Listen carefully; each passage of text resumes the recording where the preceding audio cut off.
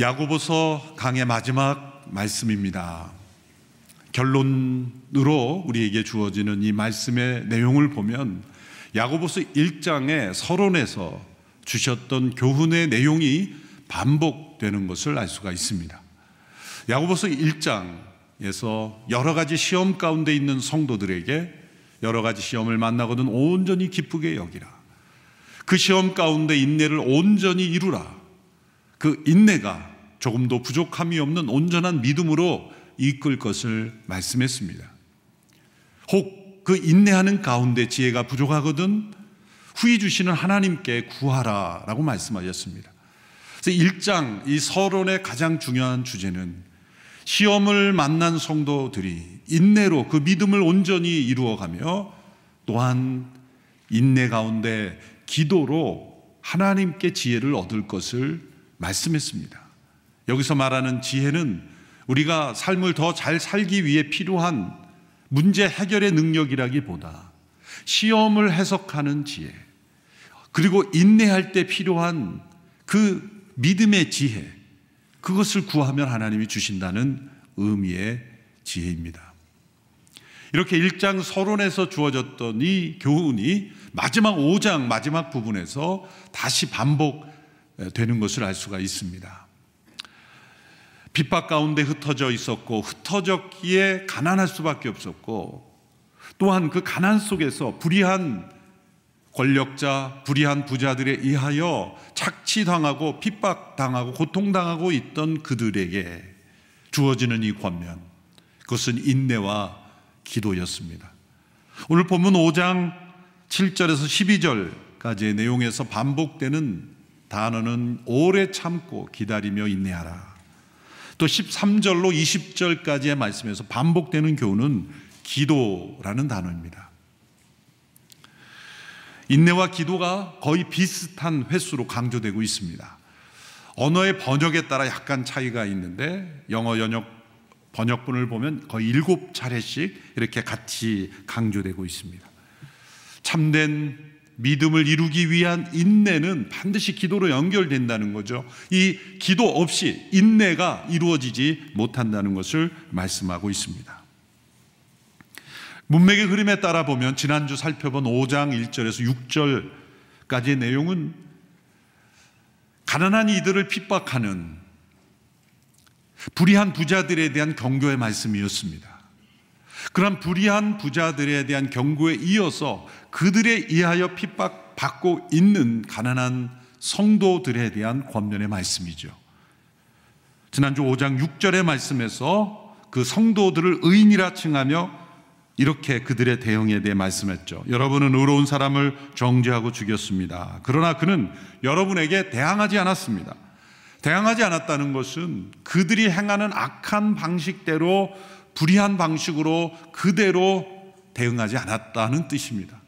예수님께서 산상수훈에서 말씀하신 그대로 실천한 것입니다. 악을 악으로 갚지 말라. 야고보서의 말씀 전체에서 예수님의 산상수훈의 교훈이 스며들어 있다는 것을 우리가 알 수가 있습니다. 예수님의 산상수훈은 한번 산에서 연설하신 내용이 아니고 제자들의 마음속에 또 기록으로 남기고 또 다른 사람들에게 전하고 함께 모일 때마다 그 예수님의 산상수훈의 말씀을 마음에 새김으로써 이 땅에서 소금과 빛으로 살아가는 성도들, 이 땅에서 하늘의 백성으로 살아가는 성도들이 지켜가야 할 믿음의 교본으로 삼았다는 것을 알 수가 있습니다. 야고보 사도도 바로 그 예수님의 산상수훈에서 말씀하신 악을 행하는 자들에게 어떻게 대응할 것인가 에 대한 교훈을 실천하고 있었다는 것을 알 수가 있습니다. 이렇게 악한 이들의 핍박에 대하여 참된 믿음으로 대응하는 의인의 첫 번째 모습, 그것은 인내하는 것입니다. 5장 7절의 말씀입니다. 함께 읽겠습니다. 그러므로 형제들이여 주께서 오실 때까지 오래 참고 기다리십시오. 보십시오. 농부는 땅의 열매를 참고 기다리며 이를 위해 이른 비와 늦은 비가 내리기까지 기다립니다. 우리가 인내한다고 할 때 그것은 연약한 사람들이 힘없어서 하는 말이다, 능력이 없는 말이다, 마땅히 행해야 할 일을 하지 않는 것이라고 오해할 위험이 있기 때문에 농부의 인내를 예로 든 것입니다. 농부는 아무것도 하지 않고 그저 막연히 기다리는 인내가 아니라는 것입니다. 자신이 해야 할 일을 하면서 기다리는 인내, 자신이 할 수 있는 일은 하면서 할 수 없는 일을 기다리는 인내라는 것입니다. 농부는 밭을 갈고 씨를 뿌리고 잡초를 뽑아내고 그렇게 할 수 있는 일을 하면서 또한 하늘에서 내리는 비를 기다립니다. 햇빛을 기다립니다. 자신이 할 수 있는 일은 하면서 또한 할 수 없는 일을 하나님께 맡기며 기다리는 인내. 그리고 또한 농부의 인내는 긍정적인 인내입니다. 열매를 기다리는 인내. 농부는 여러 번의 경험을 통하여 자신의 이러한 인내의 과정을 통하여 어떤 열매가 맺어질 것을 바라보는 믿음이 있습니다. 그 열매를 생각하면 지금의 모든 인내의 과정을 이겨나갈 수 있는 힘이 생겨나는 것이죠. 바로 우리의 인내는 그런 인내라는 겁니다. 힘이 없기 때문에 그저 어쩔 수 없이 당하는 인내가 아니라 그것을 뛰어넘어서 보다 더 긍정적이고 적극적인 참여적인 인내, 그것이 농부의 인내입니다. 농부가 열매를 맺는다고 할 때 농부에게는 추수의 기쁨을 얻는 것이지만 또 한편으로 추수는 세상에 대한 심판을 상징하기도 합니다. 예수님께서 말씀하신 씨 뿌리는 비유를 비롯한 여러 비유의 핵심은 마지막 날의 심판을 추수로 비유했습니다. 알곡과 가라지가 구별되는 시간, 참과 거짓이 완전히 구별되는 시간, 이 세상에 대한 악에 대하여 하나님의 공의로운 형벌이 집행되는 심판, 의인과 악인이 구별되는 그러한 심판이 바로 추수로서 비유되고 있다는 거죠. 농부로서 열매를 기다리는 그러한 인내, 그리고 그 인내의 끝에는 열매는 거두고 가라지는 버림받는 심판의 때가 오고 있다는 거죠. 하나님의 공의로운 정의가 실행되는 때가 있기에 인내해야 된다. 우리 마음속에 일어나는 분노를 그대로 표출함으로써 복수하고 원한을 갚는 것은 하나님의 의를 이루지 못한다 라는 것을 강조하고 있습니다. 복수를 하나님께 맡기는 것, 하나님의 공의로운 심판에 맡기는 것, 그러나 우리가 할 수 있는 일을 하는 거죠. 야고보 사도는 2번씩이나 주님의 재림이 가까이 임박했음을 말씀합니다. 8절과 9절에 보면 그 두 구절 가운데 이런 문장이 있습니다. 주의 강림이 가까이 왔기 때문입니다. 심판자가 문 앞에 서 계시기 때문입니다. 다시 오셔서 모든 것을 추수하시는 심판자이신 예수님께서 문 앞에 서 계시다는 겁니다. 요한계시록 3장 20절에는 서 계실 뿐만 아니라 문을 두드리고 계시다는 겁니다. 볼지어다 내가 문 밖에 서서 두드리노니, 그 말씀 우리 개인의 인생에 찾아오신 예수님을 의미하기도 하지만 다시 오셔서 세상을 심판하시는 예수님께서 임박해 계시다, 매우 가까이 와 계시다라는 것을 말씀하는 의미이기도 합니다. 누군가 여러분의 집에 찾아와서 지금 초인종을 누르고 서 있다고 생각해 보세요. 매 임박한 거예요. 문을 열어주든지 거부하든지 해야 하는 그런 상황. 다시 오실 예수님, 그분의 재림이 매우 가까이 왔다는 겁니다. 여러분, 코로나 팬데믹을 지나면서 어떤 생각을 하고 지나십니까? 불편하다, 힘들다, 빨리 끝났으면 좋겠다, 그런 차원에서 머물러서는 안 됩니다. 왜냐하면 이것은 전 세계적인 재앙이기 때문이에요. 이것은 분명 역사적 의미가 있고, 그리고 살아계신 하나님께서 이러한 재앙을 허락하신 목적이 있는 겁니다. 이것을 통해서 무엇을 깨닫습니까? 우리는 예수 그리스도의 재림이 가까이 왔다는 것을 깨달아야 되는 거예요. 예수님께서 말씀하신 종말, 재림 직전의 징조에 대해서 예수님께서 말씀하셨습니다. 그중 대표적인 것이 뭐냐면 전쟁입니다. 지금 우크라이나에서 일어나고 있는 전쟁, 상식적인 판단으로는 왜 저런 일이 일어날까 이해할 수 없지만 그런 이들에 의하여, 판단이 악으로 치우친 자들에 의하여 이루어지는 전쟁이 끊이지 않을 것이다. 또한 기근과 지진, 전 세계적으로 곳곳에 지진이 빈도가 늘어나고 있어요. 지난 20년 동안 전 세계에서 일어나는 그런 지진의 횟수가 그 이전에 100년 동안 일어난 지진의 빈도수보다 훨씬 더 많습니다. 가파르게 지진의 빈도수가 올라가고 있어요. 우리나라에서도 지진이 거의 찾아볼 수 없다고 하는 안전지대라고 하는 곳에도 곳곳에서 지진의 소식이 있지 않습니까? 강도는 다를지라도. 또한 이런 전염병, 전 세계적으로 이런 전염병이 급속도로 더욱 가속화되고 있습니다. 전문가들은 이러한 전염병이 이번에 코로나가 끝나지도 않을 뿐만 아니라 끝나더라도 또 다른 바이러스가 일어날 것이다. 이것은 새로 출현된 것이 아니라 사실 예전에도 바이러스들이 많았지만 예전에는 어떤 동물이나 그런 인간이 서로 만나지 않는 그러한 생물의 차원에서 머물러 있던 거, 이제 사람을 공격하고 사람에서 사람으로 번져가는 이 전염병의 시대. 인간이 자초한 것이기도 하겠지만 그러나 이것은 마지막 때의 징조라는 거예요. 전염병 시대는 더 가속화될 수 있어요. 이런 모든 전쟁, 기근, 지진, 전염병, 그리고 마지막에 극단적인 이기주의, 매일매일 뉴스를 통해 들려오는 살인사고의 끔찍한 소식이 부모가 자녀를, 자녀가 부모를, 형제가 형제를, 이로 말할 수 없는 끔찍한 범죄가 극단적인 이기주의 때문에 생겨나지 않습니까? 말세의 징조, 자기를 사랑하며 극단적인 이기주의가 전 세계적으로 팽배해가는, 이것은 마지막 종말의 때 주께서 다시 오실 때가 가까이 왔다라는 증거입니다.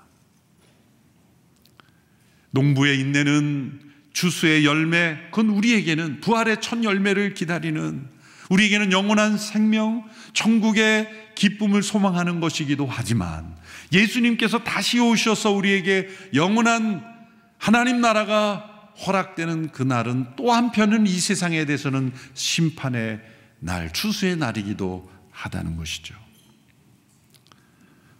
또한 야고보는 이 인내의 풍성한 의미를 더 설명해 주기 위하여 욥의 인내를 예로 더 추가합니다. 동물은 여러분의 경험을 통해 열매에 대한 이미지가 있고 경험이 있기 때문에 결과를 예측할 수 있는 인내입니다. 그러나 우리가 삶 속에 경험하는, 때로 당하는 고난은 원인도 알 수 없고 결과도 알 수 없는 고난입니다. 욥의 인내가 그러했습니다. 욥은 자신이 왜 이런 고난을 당해야 되는지도 알지 못했고 또 이 고난의 끝이 어딘지도 알지 못했어요. 그 결과를 예측할 수 없는 고난 속에서의 인내가 바로 욥의 인내라는 겁니다. 우리가 잘 알다시피 욥의 고난은 세 단계에 걸쳐서 이루어졌죠. 첫 번째 고난은 모든 것을 하루아침에 다 상실하는 고난이었습니다. 하루아침에 모든 자녀들, 종, 모든 소유, 재산이 다 하루아침에 사라져버리는 그 고난, 엄청난 고난이죠. 바로 그때 그는 어떻게 반응했습니까? 욥기 1장 20절에서 22절까지 그는 이렇게 고백했습니다.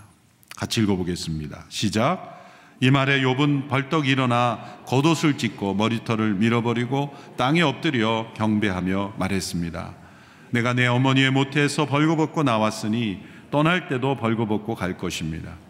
여호와께서 주신 것을 여호와께서 가져가시니 여호와의 이름이 찬양 받으시기를 바랍니다. 이 모든 일에도 불구하고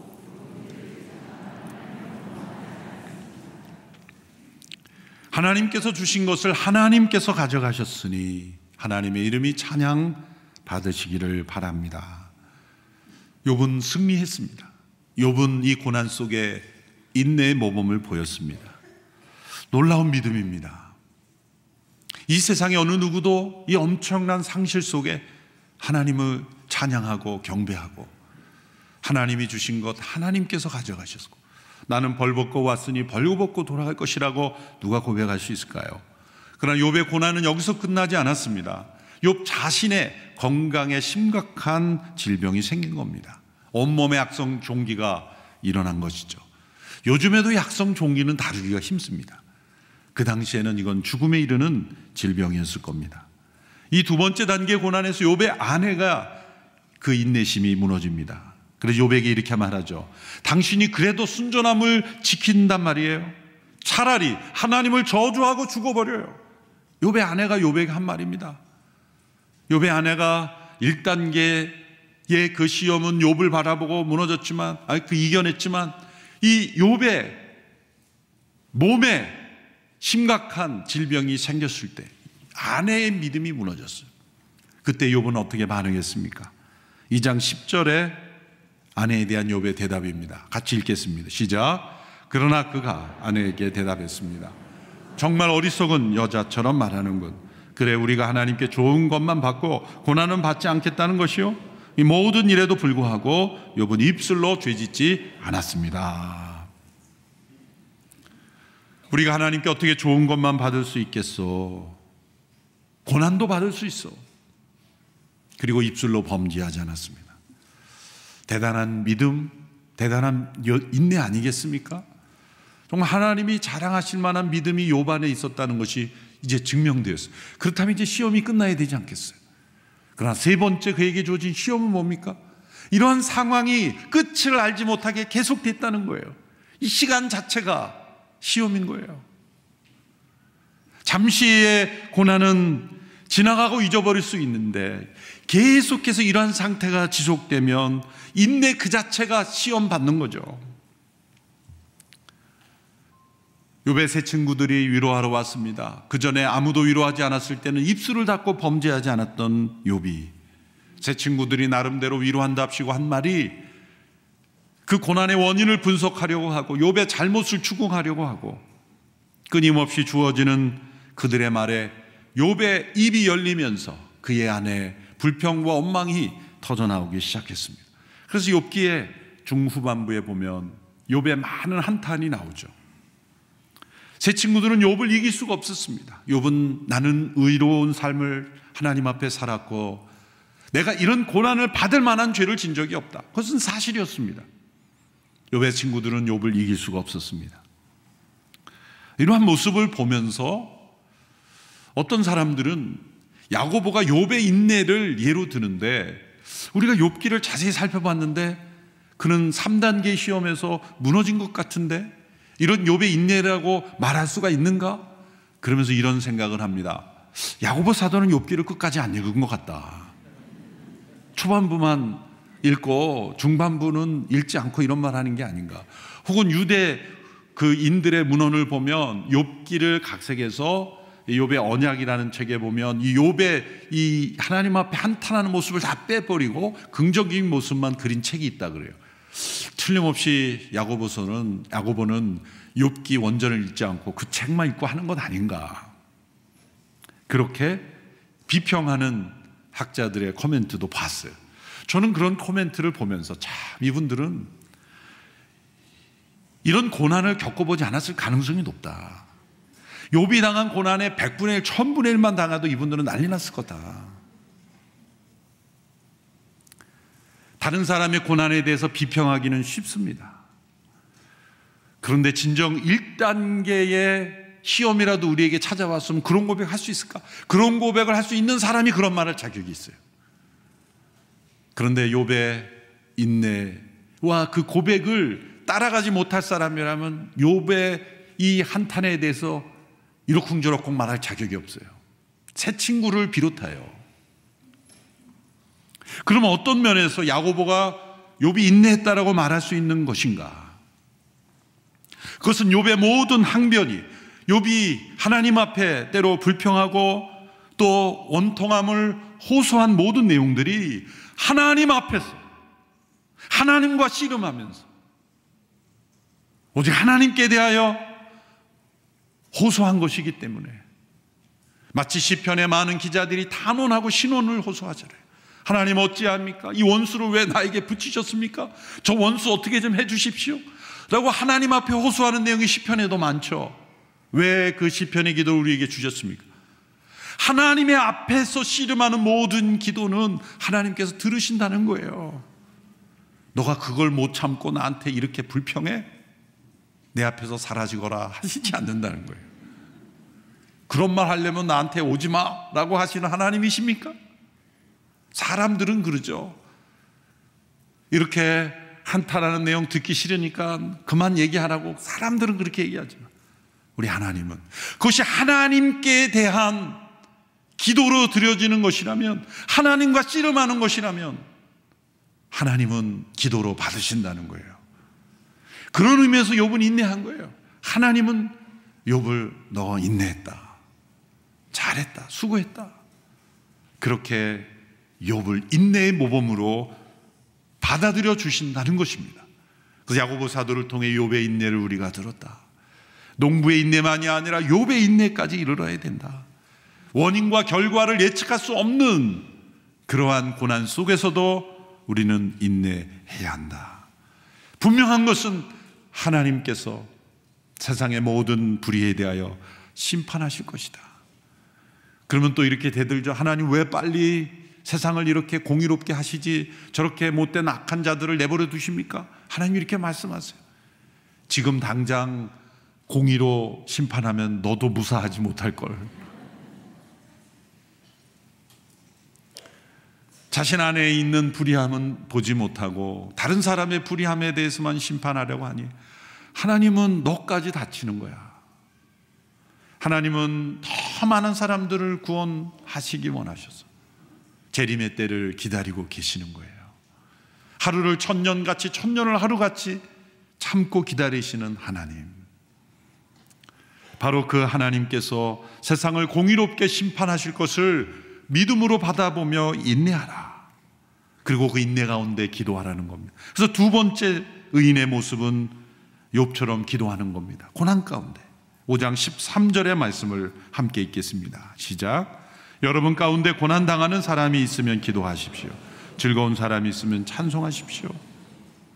야고보 사도의 별명은 낙타 무릎이었다고 합니다. 무릎을 꿇고 기도하는 그의 무릎이 못이 박힌 모습으로 무릎이 되어서 낙타 무릎이다. 야고보 그 자신이 고난 가운데 기도했기 때문이죠. 14절 이하에서는 기도해야 되는 세 가지 상황을 설명하며 기도를 권면합니다. 첫 번째 상황은 질병으로 고통 겪을 때입니다. 질병으로 인해서 고통당할 때 믿음이 더 좋아지면 우리 안에 참된 믿음이 있다는 증거고, 질병 가운데 하나님을 떠나게 되면 믿음이 없었다는 거예요. 많은 성도들이 질병을 맞이하며 살아계신 하나님을 만나게 되고 더 의지하게 되는 참된 믿음에 이르게 되는 것입니다. 우리는 질병을 통하여 기도를 배우게 되는 거죠. 14절에서 16절의 말씀을 함께 읽겠습니다. 시작. 여러분 가운데 병든 사람이 있으면 교회의 장로들을 초청해 주의 이름으로 기름을 붓고 그를 위해 기도하게 하십시오. 믿음의 기도는 병든 사람을 낫게 하실 것이며 주께서 그를 일으키실 것입니다. 비록 그가 죄를 지었을지라도 용서받을 것입니다. 그러므로 서로 죄를 고백하며 병 낫기를 위해 서로 기도하십시오. 의인의 기도는 역사하는 힘이 큽니다. 질병 가운데 있을 때 이 공동체가 하나 되어 기도하는 것을 말씀했습니다. 특별히 기름을 부으며 기도하라, 장로들을 초청하라는 말은, 여기서 기름은 성령의 기름 부심을 의미할 수도 있지만 당시의 문자적인 의미는 의학적인 치료를 의미하는 거예요. 오늘날처럼 약과 의술이 발달하지 않은 시대에는 여러 가지 종류의 기름이 곧 약이었고 의술이었어요. 그런데 병들고 가난한 사람은 그 기름을, 약을 살 돈이 없는 이들도 있다는 거예요. 그러면 교회의 공동체의 대표인 장로들이 힘을 모아 그 기름을 사서 함께 치료하며 기도하라는 거예요. 하나님의 치유는 의학적 치료를 배제하지 않습니다. 믿음의 기도는 의학적 치료도 하나님의 치료로 믿는 겁니다. 또한 죄로 인해서 일어나는 질병이 있다면 죄를 고백함으로 치유를 받을 수 있다. 죄와 상관없이 받는 질병도 있습니다. 욥처럼. 그러나 자신의 죄로 인하여 생겨난 질병도 있습니다. 그럴 땐 죄에 대한 회개, 의학적인 치료보다 더 근본적인 죄에 대한 회개가 있어야 된다. 특별히 많은 질병들이 생활 습관에 생기는 질병 아니겠습니까? 특별히 심리적 질병, 지나친 염려와 근심이 많다든지, 또한 다른 사람에 대한 분노가 많다든지, 이게 다 질병으로 이어지는 마음의 질병이죠. 하나님께서 염려하지 말라, 두려워하지 말라, 분을 품지 말라, 시기하지 말라 하시는 그 말씀을 어김으로써 지나친 탐욕을 가지는 것, 얼마나 많은 세상의 문제들이 인간이 가진 이기심과 탐욕 때문에 생겨난 문제입니까? 우리의 질병도 마찬가지일 수 있어요. 그럴 때 서로 죄를 고백하며 함께 치유를 위해 기도할 때 의학적 치료와 더불어 이 죄의 고백은 인간의 육신의 질병까지 낫게 할 수 있는 하나님의 방법이라는 겁니다. 또한 죄라고 말할 수는 없어도 우리의 삶의 잘못된 습관이 질병을 발병시킬 수도 있습니다. 스위스의 인격 의학자라고 말하는 폴 트루니에라는 분이 있습니다. 이분이 쓴 책 가운데 한 이야기가 생각이 납니다. 그분을 찾아온 어떤 환자는 원인을 모르는 두통 가운데 오랫동안 시달린 거예요. 병원에 가서 진찰해도 원인을 알 수 없고 약을 다 써봐도 낫지 않았어요. 이분을 찾아왔을 때 이분의 접근 방법은 일반 의학에서는 뭐 검사를 하고 뭐 이렇게 하겠지만 이분은 일단 함께 기도하는 거예요. 말씀을 읽는 겁니다. 일반 상담에서는 자신이 하고 싶은 얘기를 다 들어봄으로써 원인을 찾으려고 하지만 이분은 상대방 이야기를 듣기 전에 먼저 말씀 보고 같이 기도하는 거예요. 우리가 순에서 나누는 큐티 쉐어링 같은 거예요. 그 육신의 치료하고는 전혀 상관없는 것 같죠. 그런데 함께 말씀을 보고 기도하고 나서 대화를 시작하는 거예요. 그래서 그 환자는 오랫동안 이 두통에 시달렸는데 학자셨어요.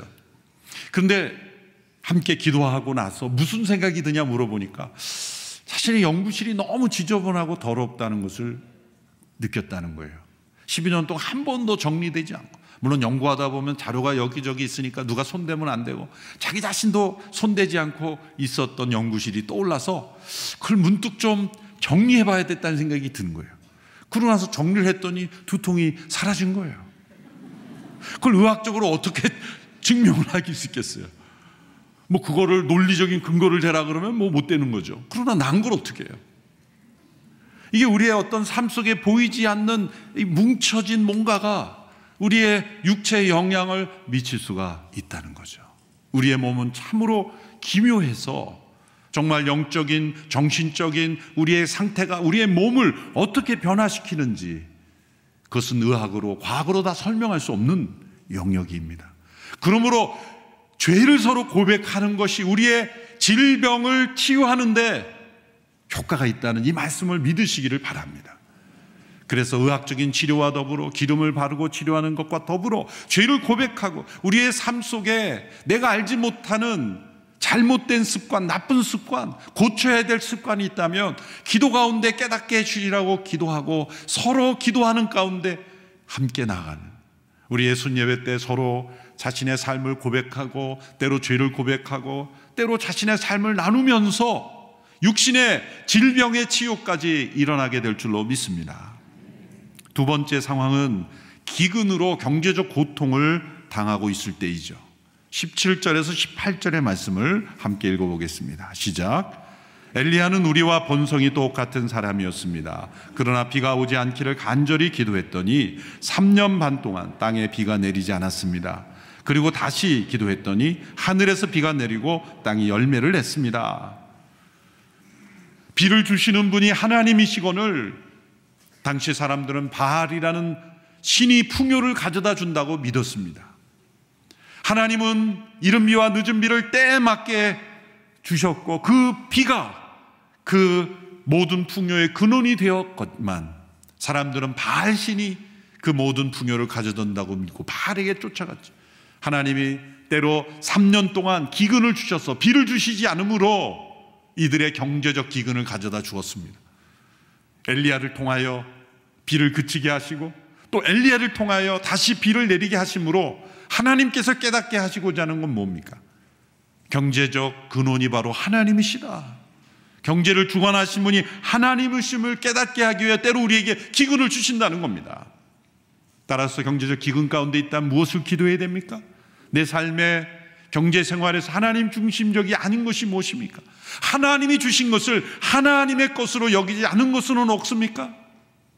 그렇게 하나님 중심으로 되돌이키는 그러한 우리의 삶의 변화가 있을 때 하나님께서 멈추었던 비를 다시 내리게 하실 줄로 믿습니다.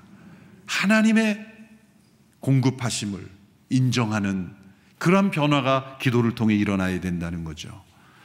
그래서 엘리야의 기도를 사용하신 겁니다. 세 번째 상황은 유혹에 빠져 진리를 떠난 이가 있을 때 기도해야 됩니다. 19절 20절의 말씀을 같이 읽습니다. 시작. 내 형제들이여, 여러분 가운데 유혹을 받아 진리에서 떠난 사람을 누가 돌아서게 하면 여러분은 아십시오.